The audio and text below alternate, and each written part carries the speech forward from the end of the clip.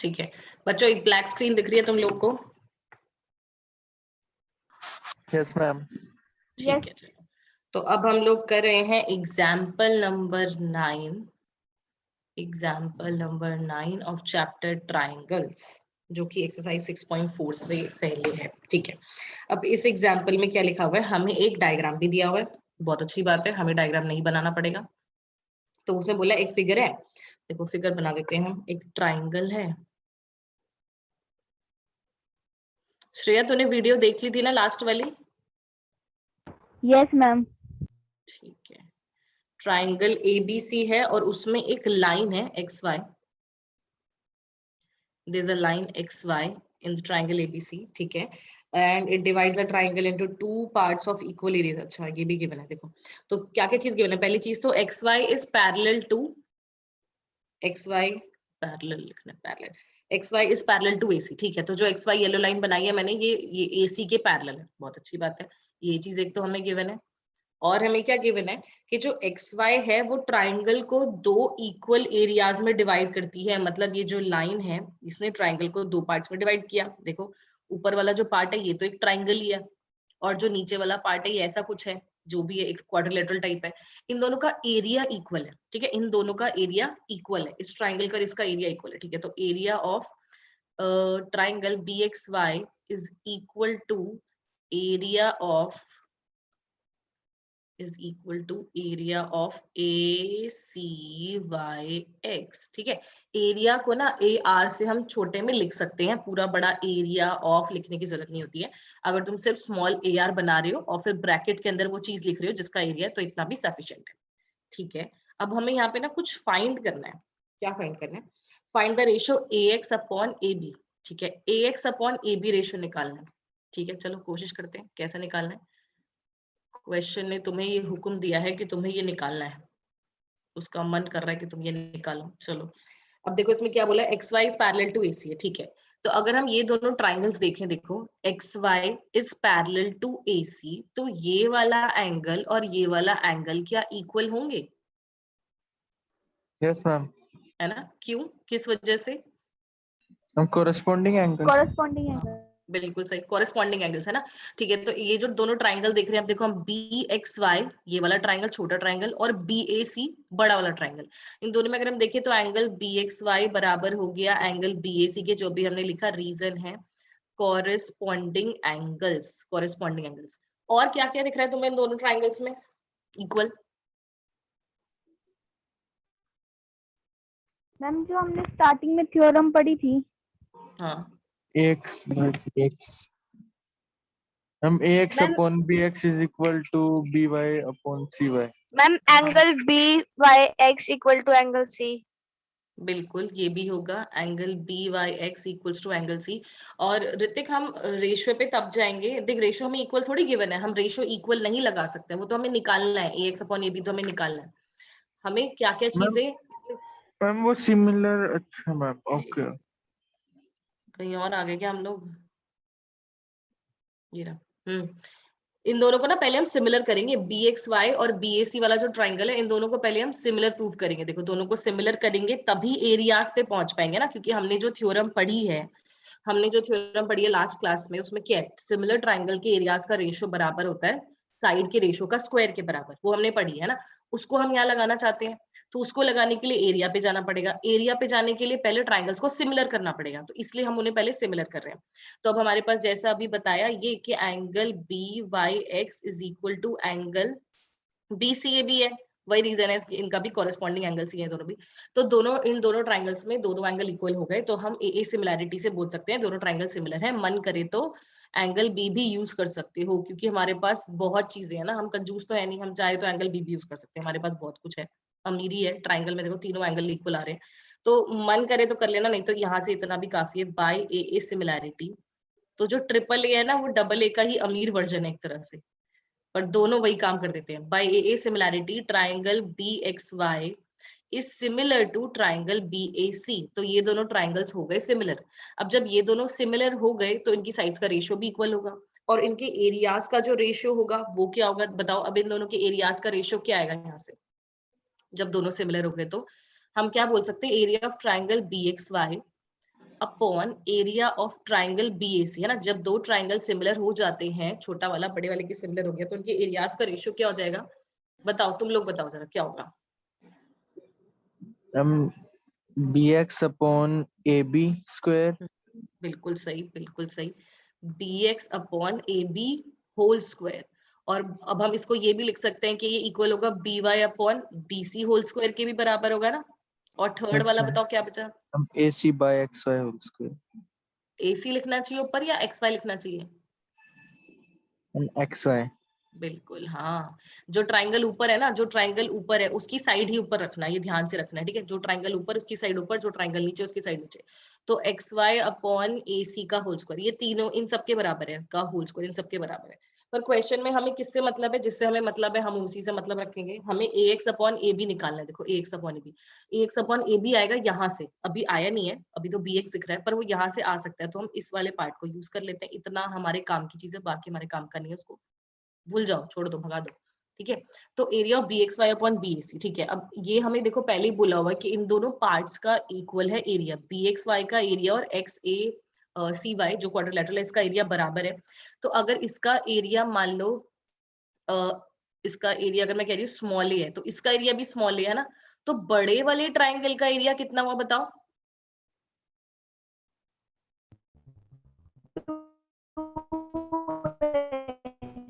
अरे आवाज अच्छे से नहीं आई, किसी ने बोला तो और सही बोला है, फिर से बोलने का ट्राई करना, कितना होगा?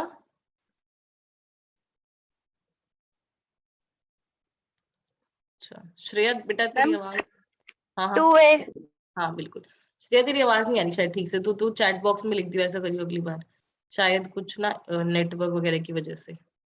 बोला तूने सही था, 2A बोला था शायद। बिल्कुल 2A होगा ना, क्योंकि छोटे वाले का इसका एरिया A, इसका एरिया है, तो बड़े वाले का एरिया 2A है। तो मतलब इसका एरिया अगर A है तो बड़े वाले का एरिया 2A है। तो इसका एरिया अगर A है, अगर मैं इस रेशियो को सोचूं तो ये रेशियो कितना बना, देखो ऊपर वाले का एरिया A और नीचे वाले का एरिया 2A है ना। ऊपर वाले का एरिया BXY का एरिया A और ABC का एरिया 2A। तो ये A तो कैंसिल हो जाएंगे, तो ये जो इनके एरियाज का रेशियो है ये कितना है? ये 1/2 है, ठीक है। इनके एरियाज का रेशियो इज 1/2। तो हमें ये पता चल गया कि भाई ये 1/2 बराबर है BX अपॉन AB के होल स्क्वायर के, ठीक है। इसको मैं यहाँ पे लिख देती हूँ।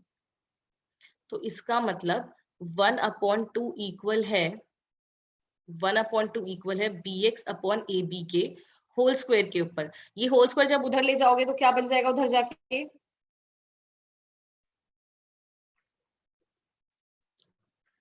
रूट बन जाएगा ना। ये BX अपॉन AB फिर अगर हम सोचे किसके रूट इक्वल बन होगा? जाएगा। बिल्कुल 1/√2 के, है ना, क्योंकि ये स्क्वायर उधर जाके रूट बन जाएगा, और पूरे पे जब रूट लाओगे 1 का रूट तो 1 होता है, 2 का रूट 2 होता है। तो अभी हमारे पास ना BX अपॉन AB का रेशियो आया है, पर हम चाहते हैं AX अपॉन AB का रेशियो लाना। तो तुम लोग थोड़ा बताओ, तिगड़म लगाओ, थोड़ा दिमाग लगाओ, कैसे कर सकते हैं? जब BX अपॉन AB का रेशियो पता है तो फिर AX अपॉन AB का रेशियो कैसे लाए?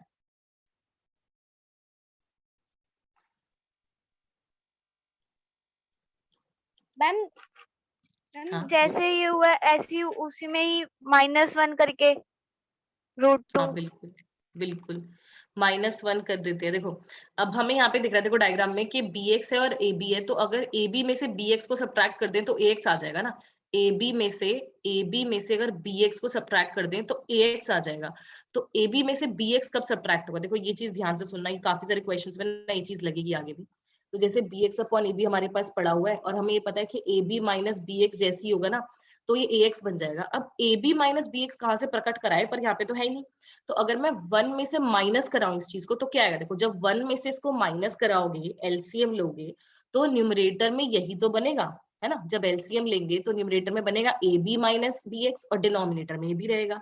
तो अगर मैं दोनों साइड्स को माइनस कर दूं 1 में से, सब्ट्रैक्टिंग बोथ साइड्स फ्रॉम 1, ये हम कर सकते हैं, हम इक्वेशन में दोनों तरफ सेम काम कर सकते हैं। तो मैं लिख देती हूँ subtracting both sides from 1, subtracting 1 में से सब्ट्रैक्ट कर रहे हैं, ठीक है। 1 को इसमें से नहीं कर रहे हैं, 1 में से सब्ट्रैक्ट कर रहे हैं। तो 1 में से दोनों को सब्ट्रैक्ट कर दे तो ये बन जाएगा 1 - 1 अपॉन √2, और ये बन जाएगा 1 माइनस BX अपॉन AB, ठीक है।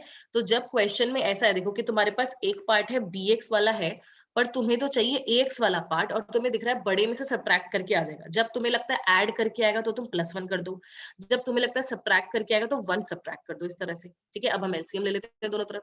एलसीएम लोगे तो यहाँ पे एलसीएम भाई ये 1 है इसका डिनोमिनेटर, एलसीएम क्या बनेगा 1 और √2 का √2। बिल्कुल सही। श्रेया आप कुछ बोल के देखिए, आवाज सही आ रही है क्या? Yes ma'am. हाँ अब ठीक आ रही है, सही है। तो इन दोनों का एलसीएम हो जाएगा √2। देख श्रेया, जब तू नहीं थी मैंने ये चीज बताई थी कि bx/ab हमारे पास रेशियो आ गया है, और हमें डायग्राम को देख के ये पता चल रहा है कि ab में से अगर bx सब्ट्रैक्ट कर दें तो ax आ जाएगा। ax हम क्यों चाहते हैं, क्योंकि क्वेश्चन पूछ ही हमसे ये रहा है ax/ab। तो ab में से अगर bx सब्ट्रैक्ट कर दें, और फिर हमने यहाँ पे इसको ध्यान से देखा, इसको घूरा कि अच्छा ab - bx कैसे बना सकते हैं। इसमें देखो ab - bx बनाना है, हम चाह रहे हैं ये बनाना, तो वो कैसे बन सकता है, अगर इस रेशियो को हम 1 में से सब्ट्रैक्ट कर दें, तो जब एलसीएम लेंगे तो न्यूमरेटर में यही बन जाएगा ab - bx जो हम बनाना चाहते हैं ना। तो जब तुम चाहते हो डिनोमिनेटर ऊपर आए, उसमें से न्यूमरेटर सब्ट्रैक्ट हो जाए, तो 1 में से माइनस कर दो दोनों साइड्स को, तो इसलिए हमने 1 में से दोनों साइड्स माइनस कर दी। तो अब ये बन गया एलसीएम लिया √2, ये ऊपर आ गया √2 - 1। ठीक है, यहाँ पे जब एलसीएम लोगे इन दोनों का एलसीएम, ये ab आ जाएगा, ऊपर बन जाएगा ab और ये -bx एज इट इज रह जाएगा। अब ab - bx कितना है देख लो, ax। बिल्कुल आ गया, बस वही आ गया जो हम चाह रहे थे, तुम्हारा काम हो गया। तो RHS में ये बन गया ax/ab, और LHS में है √2 - 1/√2। ये आ गया रेशियो, देखो यही रेशियो हमको निकालना था, ax/ab ये रेशियो निकालना था, तो ये आ गया √2 - 1/√2। ठीक है, अब देखो एक काम कर सकते हो, तुम लोगों ने 9th क्लास में रैशनलाइजेशन पढ़ा होगा, याद है किसी को क्या होता है रैशनलाइजेशन? Yes ma'am. है ना। तो रैशनलाइजेशन में हम लोग क्या करते हैं ना, देखो हम डिनोमिनेटर में कभी रूट नहीं छोड़ते। हम नहीं चाहते मैथ्स में कि कभी भी डिनोमिनेटर में रूट आए, हमें रूट पसंद नहीं है, तो हम उसे डिनोमिनेटर में नहीं छोड़ेंगे, डिनोमिनेटर को वो नहीं पसंद, तो उसको डिनोमिनेटर में से हटाओ। तो यहाँ पे अगर मैं इसको रैशनलाइज करूँ, देखो यहाँ पे भी तुम्हारा आंसर सही है, इसमें कुछ गलत नहीं है, तुम ऐसे भी पेपर में छोड़ दोगे यहाँ भी, तो भी तुम्हें पूरे मार्क्स मिलेंगे, कोई दिक्कत नहीं है। पर चाहो तो एक स्टेप और बस इसमें करके इसको रैशनलाइज करके लिख सकते हो, जैसे एनसीईआरटी वालों ने भी फाइनल आंसर देखो रैशनलाइज करके दिया हुआ है। तो मैथ्स में हम लोग कभी भी डिनोमिनेटर में रूट नहीं छोड़ते हैं, उसको रैशनलाइज करते हैं। तो इसको किससे मल्टीप्लाई करना पड़ेगा मुझे, मल्टीप्लाई डिवाइड, इसको रैशनलाइज करने के लिए √2 - √2। √2 प्लस वाले √2 से कर देते हैं। देखो रैशनलाइज करने के लिए ना डिनोमिनेटर को देखो, अब ये जो √2 है, तो जब सिंगल एक ही रूट है नीचे, वैसे अगर मान लो डिनोमिनेटर में होता √2 - 1, तो हम √2 + 1 से मल्टीप्लाई डिवाइड करते हैं ना। तो हम क्या करते हैं, बीच का साइन चेंज कर देते हैं और उसके हिसाब से करते हैं। अगर अगर एक रूट वाला टर्म है और एक वैसा टर्म है, यहाँ पे जब एक ही टर्म होता है ना रूट का, तो उसी से मल्टीप्लाई डिवाइड कर दो, साइन चेंज करने की कोई जरूरत नहीं है, एक ही टर्म है उसी से मल्टीप्लाई डिवाइड कर दो, क्योंकि उसी से काम बन जाएगा। अब देखो न्यूमरेटर में क्या होगा, √2 × √2 - 1, √2 × √2 - 1 हो जाएगा, और डिनोमिनेटर में √2 × √2 कितना होता है 2। 2, बिल्कुल।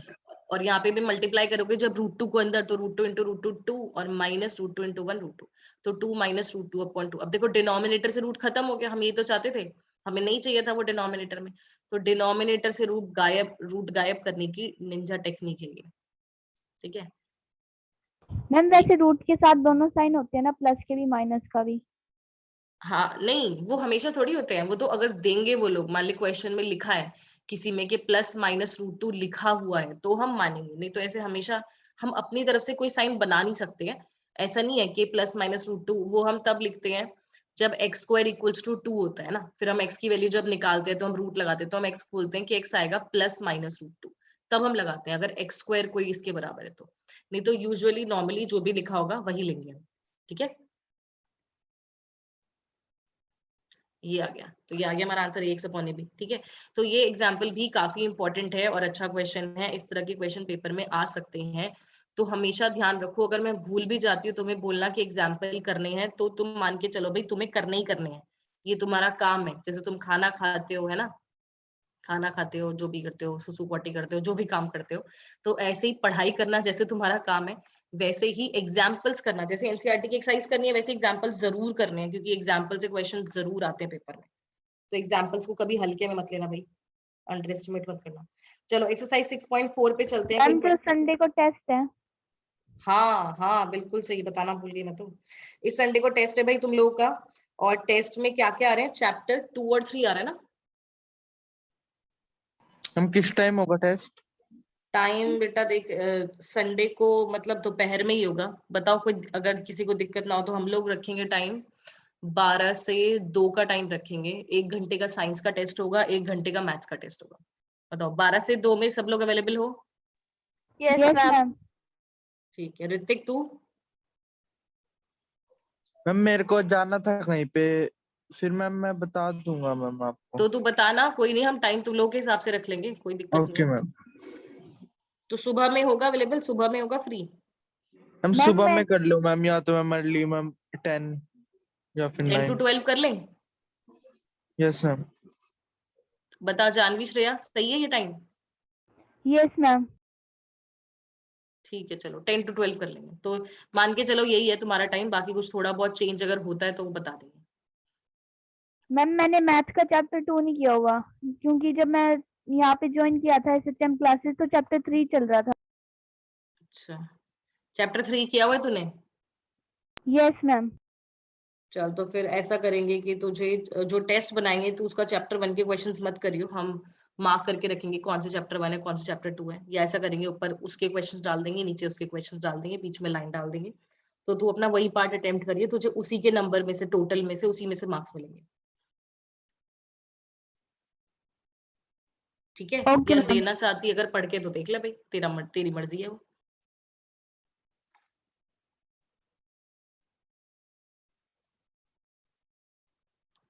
चलो तो अभी हम टाइम ये मान के चल रहे हैं कि 10 to 12 है, बाकी कुछ चेंज होगा तो तुम्हें बता देंगे।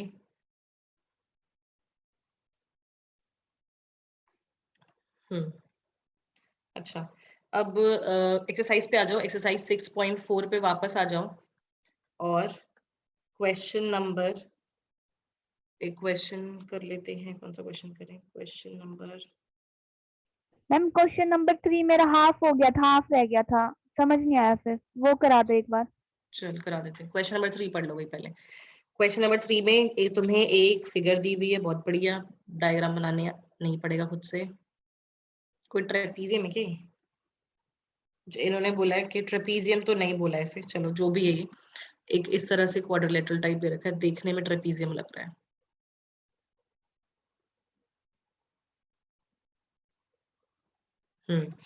ये है ए सी डी बी, ठीक है। बी और सी डायगोनल इसको ज्वाइन कर दिया, ऐसे फिर ए डी को ज्वाइन कर दिया, यहाँ पे पॉइंट ओ है जहाँ पे डायगोनल्स मिलती है, ठीक है। ABC and DBC are two triangles on the same base BC. देखो अब ये इसी बेस पे, ये अगर हम ऐसे सोचे तो ये जो लाइन है बीसी, इसी बेस पे ये दोनों ट्राइंगल्स बने हुए हैं, एबीसी भी और डीबीसी भी, बस ठीक है, अच्छी बात है। अब क्या बोला उसने, AD and BC intersect at O, show that area of triangle ABC upon area of triangle DBC बराबर आएगा एओ अपॉन डीओ के। ये प्रूफ करना है, ठीक है, कि area of triangle ABC upon area of triangle DBC बराबर आएगा एओ अपॉन डीओ के, ठीक है। अब देखो एबीसी अपॉन डीबीसी के एरियाज का रेशियो बताना है हमें, है ना, पर उन्हें हम किसी तरह से सिमिलर कर सकते हैं क्या? तुम लोग सोच के बताओ मुझे एक बार।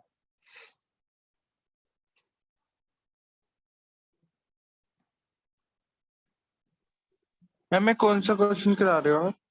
Question number 3 6.4। इसका, एक्सरसाइज 6.4 का, 6.4 या नहीं, हाँ 6.4 का क्वेश्चन नंबर 3।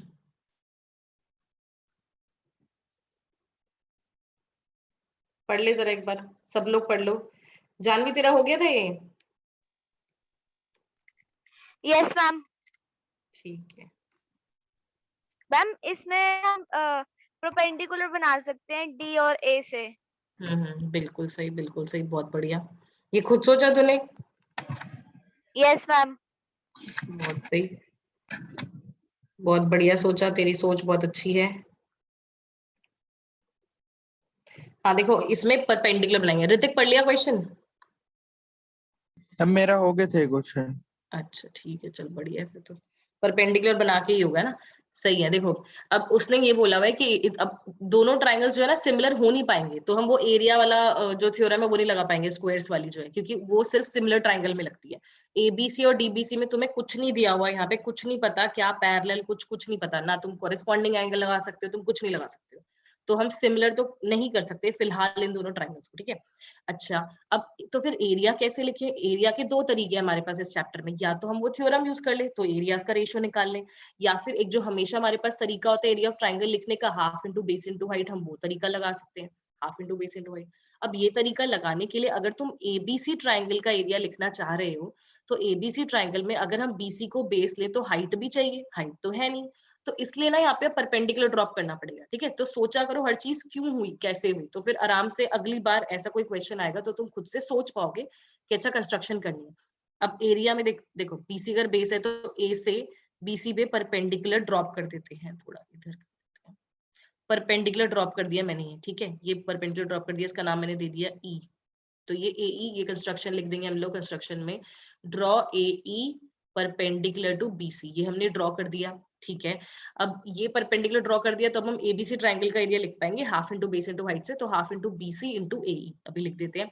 ऐसे ही अब मुझे डीबीसी का भी एरिया लिखना है ना, डीबीसी का, अब उसके लिए भी बेस अगर मैं बीसी लूं तो हाइट तो है नहीं, ये मत सोचना कि ओडी हाइट हो जाएगी, नहीं, किसी ने नहीं बोला कि ये परपेंडिकुलर है, जब तक बोला नहीं है हम खुद से मानेंगे नहीं, और वो देखने में भी उसकी शक्ल लग नहीं रही है परपेंडिकुलर जैसी, तो नहीं है। तो डी से अब हम इस पे परपेंडिकुलर ड्रॉप कर देंगे, देखो थोड़ा सीधी लाइन बनाने की मैं कोशिश करती हूँ, चलो ऑलमोस्ट ठीक है। तो डी से परपेंडिकुलर डाल दिया मैंने बीसी पे, इसका नाम रख दिया एफ, ठीक है। तो ये बना दिया मैंने D F perpendicular to BC, तो ये दोनों परपेंडिकुलर ड्रॉप कर दिए। अब हम इन दोनों ट्राइंगल्स का एरिया लिख सकते हैं, ट्राइंगल्स का एरिया लिख देते हैं।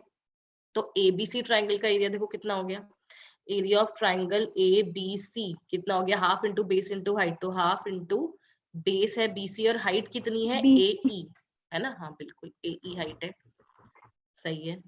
ऐसे ही बताओ फिर एरिया ऑफ ट्राइंगल डीबीसी कितना बना, half into B C into DE. हाँ एफ एफ देखने में ई जैसा लग रहा है, एफ है, half into BC into D F, ठीक है, सही है। अब इन दोनों को ना यहाँ पे पुट कर देते हैं, दोनों का तुम्हें रेशियो लेना है, तो रेशियो लेना है तो दोनों को डिवाइड कर दो, लोग यहीं पे डिवाइड कर दिया हमने, डिवाइड करेंगे तो एलएचएस में रेशियो बन जाएगा, आरएचएस में क्या होगा, देखो हाफ से हाफ कैंसिल और बीसी से बीसी, दोनों शहीद हो गए, हाफ ने हाफ को मार दिया, बीसी ने बीसी को मार दिया। तो ये रेशियो क्या आया, अगर हम सोचें ये रेशियो आया हमारे पास area of triangle A B C upon area of triangle DBC, ये आया AE अपॉन DF आया, AE अपॉन DF, पर ये थोड़ी प्रूव करना है, हम तो चाहते हैं AO अपॉन DO बनाना है इसको। अच्छा देखो अब AE अपॉन DF जो है वो AO अपॉन DO के इक्वल हो सकता है अगर हम इन दोनों ट्राइंगल्स को सिमिलर प्रूव कर दें, इस ट्राइंगल को और इस ट्राइंगल को, अगर हम दोनों को इन्हें सिमिलर प्रूव कर दें, क्या हम इन दोनों को सिमिलर प्रूव कर सकते हैं? Yes ma'am. है ना, बिल्कुल कर सकते हैं। Yes, बताओ ma'am. क्या क्या है हमारे पास? Ma'am angle AOE and angle DOF हाँ वो हो जाएंगे वर्टिकली अपोजिट इक्वल, ठीक है, और मैम ये 90 डिग्री हो जाएंगे और एंगल मैम से। AE equals to 90 degree. बिल्कुल सही, बिल्कुल सही। देखो ये दोनों वर्टिकली ऑपोजिट है, एक तो ये पता है मैं, और ये एंगल 90 90 ये पता है, तो दो हमारे पास एंगल्स आ गए ए सिमिलैरिटी से, ये दोनों ट्रायंगल हो जाएंगे सिमिलर। तो ये तुम लोग लिख लेना, मैं डायरेक्टली सिमिलर लिख रही हूँ कि triangle AEO, triangle AEO is similar to triangle DFO, ठीक है। पर पेपर में जब लिखोगे तो ये एंगल भी लिख के दिखाना, भाई ये इक्वल हुए वर्टिकली ऑपोजिट, ये इक्वल हुए 90 डिग्री, इस वजह से सिमिलर हो गए। अब जब सिमिलर है तो CPST से हम बोल देंगे साइड्स का रेशियो इक्वल होगा, साइड्स का रेशियो इक्वल होगा मतलब AE अपॉन DF जो है, अब हम यहाँ से अगर देखें तो AE अपॉन DF बराबर हो जाएगा किसके, AE अपॉन DF बराबर हो जाएगा AO अपॉन DO के, है ना। बिल्कुल हमें यही तो चाहिए रेशियो, इसलिए हमने ये दोनों रेशियो लिए, हमने OE और OF को नहीं लिया, हमें उनसे मतलब नहीं है। तो AE अपॉन DF बराबर हो गया AO अपॉन DO के, तो इसकी जगह पे हम AO अपॉन DO भी लिख सकते हैं, है ना। तो इसकी जगह पे हमने AO अपॉन DO लिख दिया, तो ये AO अपॉन DO, यही तो हमें प्रूव करना था कि ये जो ट्राइंगल्स का रेशियो है ये AO अपॉन DO के इक्वल आएगा, ये चीज प्रूव करनी थी, हो गई प्रूफ। समझ आ गया श्रेया?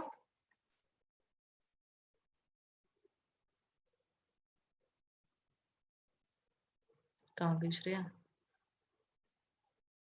श्रेया, अरे श्रेया तो गायब हो गई यार, बताओ, उसी के लिए क्वेश्चन कराया। चलो आगे बढ़ जाते हैं। इसका नेटवर्क में दिक्कत हो रही है। एक और क्वेश्चन करते हैं फटाफट से, क्लास खत्म होने वाली है। क्वेश्चन नंबर करते हैं हम, कौन सा करें?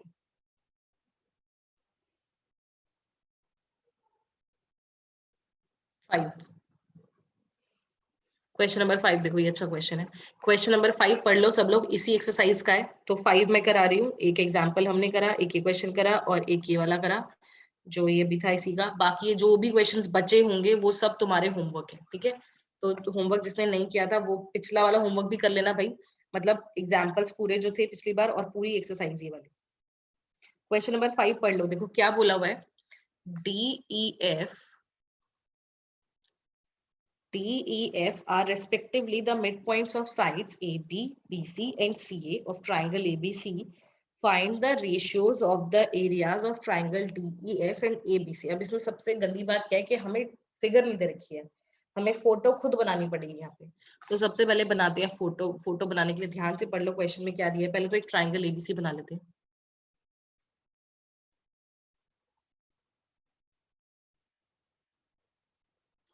ट्राइंगल ABC बना दिया मैंने, ठीक है। अब फिर उसने क्या बोला, इसके मिड पॉइंट्स हैं DEF are respectively the mid points of AB, BC and CA। तो AB का मिड पॉइंट है D, AB का मिड पॉइंट है D, ठीक है।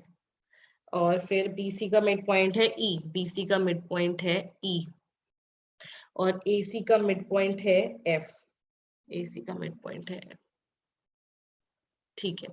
अब क्या कह रहा है वो कि इन सबको find the ratio of area of triangle DEF। तो DEF ट्रायंगल बनाना है, मतलब इन तीनों को ज्वाइन करना पड़ेगा। तो इन तीनों को ज्वाइन कर दो, DEF, ये ट्रायंगल बन गया, ठीक है। तो DEF ट्रायंगल का एरिया का रेशियो हमें निकालना है, area of triangle DEF upon area of triangle ABC, ये निकालना है हमें, ठीक है।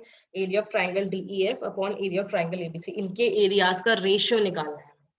अच्छा, ये कैसे निकालेंगे, कैसे निकालेंगे? ये मिड पॉइंट है,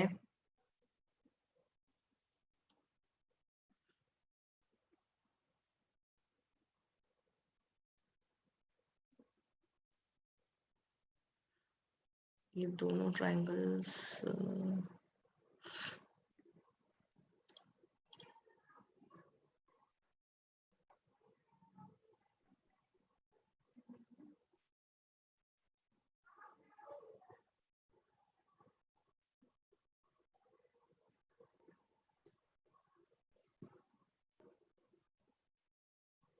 चलो दोनों डायरेक्टली दो तो शायद सिमिलर नहीं हो पाएंगे, अलग अलग कर लेते हैं।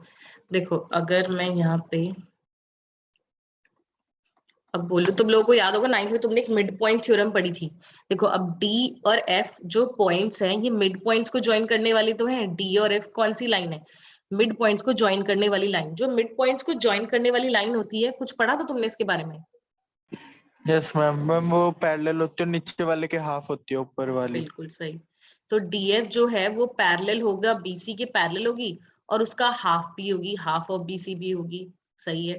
तो DF अगर BC के पैरेलल है तो मतलब ये वाला एंगल जो है वो इस एंगल के इक्वल होगा, कॉरेस्पॉन्डिंग एंगल्स। ऐसे ही ये वाला एंगल इस एंगल के इक्वल होगा, कॉरेस्पॉन्डिंग एंगल्स। अच्छा ठीक है, एक तो हमें ये चीज मिल गई, और क्या मिला? ये सिमिलर है, ये एंगल नहीं। ADF जो ट्राइंगल है और BDE को क्या हम सिमिलर बोल सकते हैं? एक सेकंड,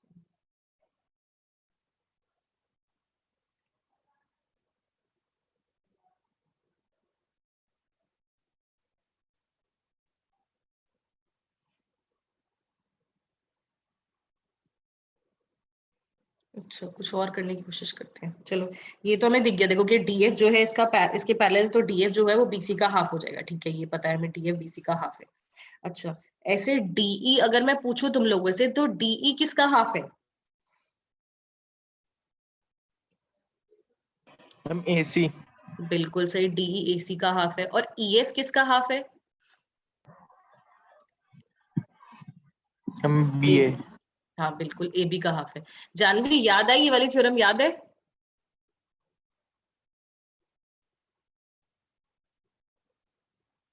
जानवी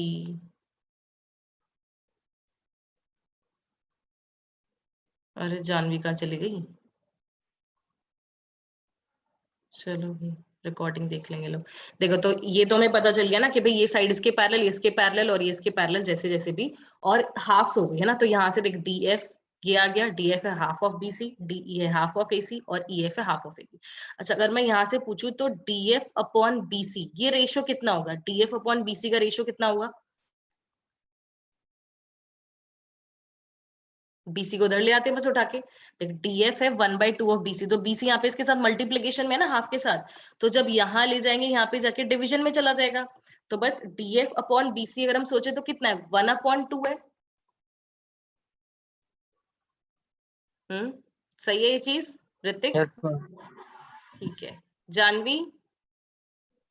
यस मैम। ठीक है कहाँ चली गई थी तू? मैम कहीं नहीं। अच्छा आवाज नहीं आ रही होगी, फिर सुन। तो मैं यही पूछ रही थी तुझे मिड पॉइंट थ्योरम याद है ना, ये जो पढ़ी थी 9th क्लास में तुम लोगों ने? Yes ma'am. ठीक है तो अब देखो फटाफट से सुन लो, अब हो ही गया क्वेश्चन। यहाँ पे भी अगर मैं पूछूं अब तुम लोगों से कि डीई अपॉन एसी बताना जरा कितना आया? डीई अपॉन एसी ये भी 1/2 आया है ना। देखो डीई अपॉन एसी का रेशियो, डीई है 1/2 ऑफ एसी, तो डीई अपॉन एसी मतलब अगर इस चीज को वहां पे ले जाऊं डिनोमिनेटर में, क्योंकि ये क्या लिखा हुआ है एक तरह से, ये लिखा हुआ है D E is equal to 1/2 into A C. अब मैं साइड्स का रेशियो क्यों निकाल रही हूँ? क्योंकि मैं ट्राइंगल्स को सिमिलर करने वाली हूँ, ठीक है। अब यहाँ मल्टीप्लीकेशन में, तो जब इसे एलएचएस में ले जाओगे डिवीजन में चला जाएगा, तो डीई के नीचे आ जाएगा डिवाइड में ये, और ये 1/2 हो जाएगा बस। तो हम इसको ऐसे भी लिख सकते हैं, एक ही बात है। ऐसे ही E F upon A B देखोगे, देखो यहाँ से तो E F upon A B निकालोगे तो ये भी 1/2 है, मतलब ये सारी रेशियोज आपस में इक्वल है। ये रेशियो भी 1/2, ये भी 1/2, ये भी 1/2, तो यहाँ से मैं ये बोल सकती हूँ। अच्छा यहाँ से तो देखिए मैम लग रहा है ऊपर कि वाला D F upon parallelogram BC नहीं बन रहा मैम? क्या बन रहा है? Ma'am parallelogram. हाँ मैम ये ये जो फिगर है मैम ए, बिल्कुल। मैम ए हाँ डी ई एफ, मैम उससे वर्टिकली अपोजिट एंगल इक्वल आ जाएंगे। हाँ एडीईएफ पैरेललोग्राम है बिल्कुल। Ma'am vertically angle opposite A is कौन सा? इक्वल टू एंगल ई आ जाएगा। तो ये मैम वर्टिकली ऑपोजिट थोड़ी है। मैम देखो मैम, जैसे जब हम angle E F parallel to B A होएगा, अच्छा ये कह रहा है तो कि एंगल ई एफ पैरेललोग्राम बन पैरेलल जाएगा। टू ए डी हो जाएगा। हाँ मैं समझ गई समझ गई। पैरेललोग्राम में तो ये कह रहा है ऑपोजिट एंगल्स इक्वल होते हैं ना। Yes ma'am. हाँ उसको वर्टिकली ऑपोजिट मत बोल भाई, वो अलग चीज होती है। हाँ अपोजिट। ऑपोजिट एंगल्स इक्वल होते हैं, सही कह रहा है बिल्कुल सही। हाँ और ये पैरेललोग्राम ही बनेगा, ये बात भी सही है। पर मैं डायरेक्टली ये करके दिखा रही हूँ कि देख कैसे डीईएफ जो ट्राइंगल है, जो बीच वाला ये ट्राइंगल बना है तुम लोगों का येलो वाला, ये बड़े वाले ट्राइंगल के सिमिलर आ जाएगा। ये क्योंकि जब अगर दोनों सीधे ही सिमिलर आ गए तो उनके एरियाज का रेशियो हम निकाल पाएंगे ना फिर सीधे, क्योंकि एरियाज का रेशियो अगर दो ट्राइंगल सिमिलर है तो एरिया का रेशियो सीधे निकल जाएगा। तो ये मैं करना चाह रही हूँ। तो देखो यहाँ से हमें ये पता चल गया कि ट्राइंगल्स ये जो सब है डीई एफ अपॉन बीसी बराबर आ गया डीई अपॉन एसी बराबर आ गया ई एफ अपॉन एबी। तो ये तीनों साइड्स का रेशियो बराबर हो गया। अब देखो कौन से ट्राइंगल की साइड्स हैं ये देख लो एक बार ध्यान से जरा। यहाँ पे छोटा कर देते हैं। ये कौन से वाले ट्राइंगल की साइड है? देखो डीएफ अपॉन बीसी मतलब यहाँ से डीएफ उठाया, इधर से बीसी उठाया, ठीक है, is equal to D E upon B C is equal to, फिर नहीं डीई अपॉन एसी, डीई इधर से उठाया, इधर से एसी उठाया, फिर is equal to E F upon A B. तो कौन से ट्राइंगल सिमिलर हो गए इससे?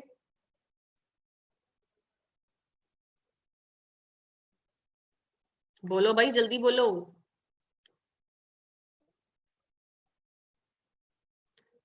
कोई नहीं बोल रहा, मैं ही बोल देती हूँ। ट्रायंगल डीईएफ हाँ सिमिलर टू ट्रायंगल सीएबी। बिल्कुल सही।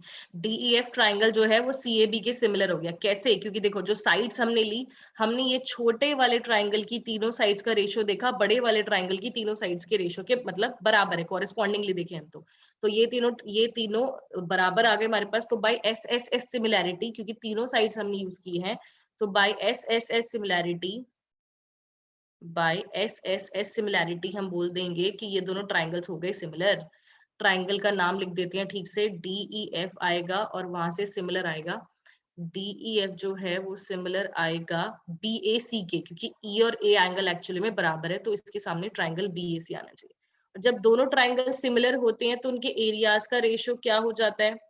जब दोनों ट्राइंगल सिमिलर हैं तो इनके एरिया का रेशियो क्या हो जाएगा? हमें किसका रेशियो निकालना है? डीईएफ अपॉन एबीसी कहा, तो डीईएफ अपॉन बीएसी का जो रेशियो होगा वो क्या हो जाएगा? इनकी साइड के रेशियो का स्क्वायर, मतलब इसको मैं लिख सकती हूँ डीई अपॉन एसी का स्क्वायर लिख सकती हूँ। Yes ma'am. है ना, DE अपॉन AC का स्क्वायर। ये ना कुछ गड़बड़ नाम लिखा हमने, ठीक से नहीं लिखा, नाम ठीक से लिख लेना भाई तुम लोग। DE अपॉन AC, क्योंकि DE के सामने AC नहीं बन रहा, देखो DEF को BAC नहीं लिखेंगे, DEF BAC, CAB लिखेंगे, CAB। अब सही हुआ, हाँ अब सही हुआ है। DEF और CAB ऐसे लिखेंगे नाम, एक बार तुम लोग खुद भी देख लेना ध्यान से, यही आएगा, ठीक है। तो ये DE अपॉन AC का स्क्वायर हो गया, सही है। और DE अपॉन AC कितना है, DE अपॉन AC अभी तो निकाला था हमने, देखो यहाँ से DE अपॉन AC है 1/2, तो 1/2 पुट कर देते हैं यहाँ पे, 1/2 पुट कर देते हैं, तो ये हो गया 1/2 का स्क्वायर, मतलब कितना आ गया ये,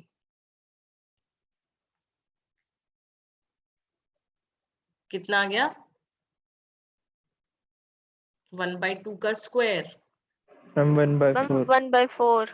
बिल्कुल सही, 1/4 आ गया, बस काम खत्म हो गया। यही करना था क्वेश्चन में, तो मैं यही बताना था कि ratio of areas of triangle DEF and triangle ABC, तो उनके एरियाज का जो रेशियो है, एरियाज का जो रेशियो है वो आ गया 1/4, मतलब रेशियो आ गया 1:4। रेशियो ऐसे लिखते हैं 1:4, इस तरह से लिख देंगे रेशियो। ठीक है, समझ आ गया question? Yes ma'am. Yes ma'am. ठीक है, चलो भाई टाटा बाय बाय, क्लास खत्म हो गई, मेरी दूसरी क्लास शुरू होने वाली है 2 मिनट में। तुम लोगों को क्या करना है, तुम लोगों को बाकी सारे बचे हुए क्वेश्चंस कर लेने हैं, ठीक है, मतलब पूरी एक्सरसाइज कर लेना 6.4, जो कर चुके हो उनको रिपीट मत करना दोबारा, जो तुम खुद से कर चुके हो। जो मैंने क्लास में कराया है वो जरूर करना, पर खुद से जरूर करना है, जैसे एक क्वेश्चन अभी किया था इसको जरूर करना, उस एग्जाम्पल को जरूर करना। तो एक्सरसाइज 6.4 कंप्लीट करनी है, जो क्वेश्चंस खुद से करे हैं वो मत रिपीट करना, और एग्जाम्पल्स जो जो एग्जाम्पल्स मैंने बोले थे अगर नहीं किए वो सब कर लेना, ठीक है। चलो टाटा बाय बाय बच्चों, और एग्जाम की तैयारी शुरू कर दो टेस्ट की।